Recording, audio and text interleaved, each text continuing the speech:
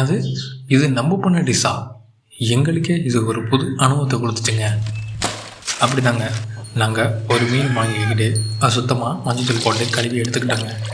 அப்புறம் அந்த மீனை லேயர் லேயராக கீறி விட்டோங்க. மஞ்சத்தூள், மிளகாய் பொடி, பெப்பரு, உப்பு நல்லா போட்டு ஒரு 1/4 மணி நேரம் அதை ஊற வச்சிட்டோங்க. அப்புறம் என்னங்க, தோசைக்கல்லை வச்சு அதை ஆயிலை ஊற்றி மீனை நல்லா பொரித்து எடுத்துக்கலாங்க.